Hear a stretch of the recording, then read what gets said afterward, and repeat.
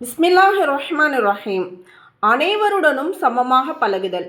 நபி ஸல்லல்லாஹு அலைஹி வஸல்லம் அவர்கள் எவரையும் சாதாரணமாக கருத மாட்டார்கள். செல்வந்தர், ஏழை, சிறியவர், பெரியவர், அடிமை, பெண், பெரிய குடும்பத்தை சேர்ந்தவர், சிறிய குடும்பத்தை சேர்ந்தவர், கருப்பு நிறத்தவர், சிவப்பு நிறத்தவர், அனைவரையும் நபி ஸல்லல்லாஹு அலைஹி வஸல்லம் அவர்கள் சமமாகவே பாவித்து வந்தார்கள். அவர்களுக்கும் கண்ணியம் செய்து வந்தார்கள். அனைவருக்கும், அதாவது நாமளும் இப்படி தான் இருக்கணும். நம்ம அல்லாஹ்விடத்தில் சிறந்தவங்க அமல்களாலையும் நற்குணத்தாலையும் தான் சிறந்தவங்களாக இருப்பாங்க. அப்போ இதில் நம்ம யாரையும் உயர்வாகவும் தாழ்வாகவும் நினைக்கக்கூடாது. ஒரு நாள் நபி ஸல்லல்லாஹு அலைஹி வஸல்லம் அவர்கள் சஹாபாக்களோடு அமர்ந்திருந்தார்கள். அப்போது அவர்களுக்கு சிறிது பால் அன்பளிப்பாக வந்தது. நபி அவர்களின் வழக்கம் என்னவெனில், பிறருக்கு எதனையும் கொடுக்க நாடினால் தங்களின் வலது புறத்திலிருந்தே அதனை பங்கீடு செய்வார்கள். நபி அவர்களின் வலது பக்கத்தில் சிறு பிள்ளையான அப்துல்லாஹ் பின் அப்பாஸ் ரலியல்லாஹு அன்ஹு அவர்கள் அமர்ந்திருந்தார்கள்.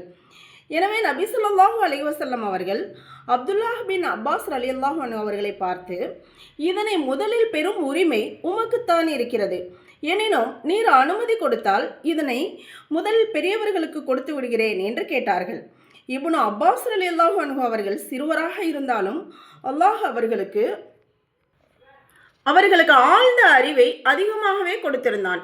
எனவே அவர்கள் யோசித்தார்கள், நபியவர்களின் உதடுகள் பால் குவளையில் எந்த இடத்தில் பதிந்திருக்கிறதோ அந்த இடத்தில் மற்றவர்களை விட நாம் முதலில் நமது உதட்டை வைப்பது பரக்கத்தான விஷயமாகும். இவ்வாறு யோசனை செய்துவிட்டு, இந்த பரக்கத்தை நான் நழுவ விட மாட்டேன், எனவே எனக்குத்தான் தாங்கள் முதலில் கொடுக்க வேண்டும் என்று கூறிவிட்டார்கள். இப்னு அப்பாஸ் ரலியல்லாஹு அன்ஹு ரொம்ப புத்திசாலியாக இருப்பாங்க. இதை கேட்ட நபியவர்கள் பால் குவளையை முதலில் அவர்களிடமே கொடுத்து விட்டார்கள். அதை பெற்று நபியவர்கள் வாய் வைத்து குடித்த இடத்தில் அவர்களும் வாய் வைத்து ஓரிரு மிடர்கள் குடித்துவிட்டு பிறகு மற்றவர்களிடம் கொடுத்து விட்டார்கள். இவ்வாறே இன்னொரு முறை நபியவர்களின் வலது பக்கத்தில் ஒரு கிராமவாசி அமர்ந்திருந்தார்கள். நபி அவர்கள் அனஸ் ரலியல்லாஹு அன்ஹு அவர்களிடம் தண்ணீர் கேட்டார்கள். ஆனால் அனஸ் ரலியல்லாஹு அன்ஹு அவர்களோ பால் கொண்டு வந்து கொடுத்தார்கள். அதை சிறிது பருகிவிட்டு அனஸ் ரலியல்லாஹு அன்ஹு அவர்களிடம் கொடுத்து, இப்போது வலது பக்கத்தில் உள்ளவரின் உரிமை வந்துவிட்டது என்று கூறினார்கள். அதன்படி நபி அவர்கள் குடித்த பின் அந்த கிராமவாசி குடித்தார். சுப்ஹானல்லாஹ். சஹாபாக்கள் ஒன்று சேர்ந்து ஒரு காரியத்தை செய்யும் போது அவர்களோடு நபி ஸல்லல்லாஹு அலைஹி வஸல்லம் அவர்களும் சேர்ந்து கொள்வார்கள். நபி அவர்கள் மதீனா வந்ததும் மஸ்ஜிதுன் நபவி கட்டும் பணி தொடங்கியது. அப்போது மற்றவர்களுடன் சேர்ந்து நபி அவர்களும் வேலை செய்தார்கள்.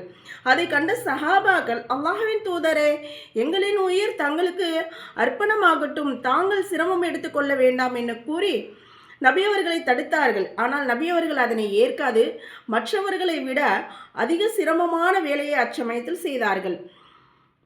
தங்கள் கைகளால் கனமான பல கற்களை தூக்கி வந்து குவித்து விட்டார்கள். இதேபோல் இன்னொரு சமயம் மதீனா நகரை சுற்றி அகழ் தோண்டும் வேலை நடந்தபோது அனைவரையும் விட கடினமான வேலையை நபி அவர்கள் செய்தார்கள். அகழ்னா அந்த போர் சமயத்தில் ரொம்பவும் ஆழமாகவும் ரொம்பவும் அகலமான ஒரு அகழ் தோண்டப்பட்டது. ஒரு தடவை சஹாபாக்களுடன் நபி ஸல்லல்லாஹு அலைஹி வஸல்லம் அவர்கள் பயணம் செய்து கொண்டிருந்தார்கள். வழியில் ஓரிடத்தில் அனைவரும் தங்க நேரிட்டது. உணவு சமைக்கும் போது அனைவரும் ஒவ்வொரு பொறுப்பை ஏற்றுக்கொண்டார்கள். அப்போது காட்டிலிருந்து விறகு கொண்டு வரும் பொறுப்பை நபி அவர்கள் எடுத்துக்கொண்டார்கள். சஹாபாக்கள் அதனை விரும்பவில்லை. தாங்களே அதனையும் செய்து விடுகிறோம் என்றனர். ஆனால் நபி அவர்களோ, நான் உங்களுக்கு மத்தியில் அதிகாரம் செய்பவனாக இருப்பதை விரும்பவில்லை அப்படின்னு சொல்லிட்டு தன் தோழர்களிடமிருந்து தனித்திருக்கும் மனிதனை அல்லாஹ் நேசிப்பதில்லை என்று கூறிவிட்டார்கள். ரொம்ப அவசியமான ஒரு விஷயம் இது. நாம் உட்கார்ந்துட்டு அதிகாரம் பண்ணிட்டு எல்லாரையும் வேலை வாங்கிட்டு நாம் ஒரு எஜமானனை போல காட்டிக்க கூடாது. இது ஒரு நல்ல ஒரு விஷயம் கிடையாது. ஒரு யுத்தத்தின் போது முஸ்லிம்களிடம் பொருள் வசதி மிக குறைவாகவே இருந்தது. ஒட்டகமும் குறைவாக இருந்ததால் 3 பேருக்கு ஒரு ஒட்டகம் என்ற ரீதியில் பங்கிட்டு தரப்பட்டது. அதில் அவர்கள் முறை வைத்து ஒவ்வொருவராக ஏறி சென்றனர். நபி அவர்களும் அவ்வாறே செய்தார்கள். அவர்கள் கீழே இறங்க வேண்டாம் என சஹாபாக்கள் மிகவும் வேண்டிக் கொண்டார்கள். ஆனால் நபி அவர்களோ அதனை ஏற்கவில்லை. நமது அன்பிற்குரிய நபி ஸல்லல்லாஹு அலைஹி வஸல்லம் அவர்கள் எவ்வளவு உயர்ந்தவர்களாக இருந்தார்கள். சுப்ஹானல்லாஹ்.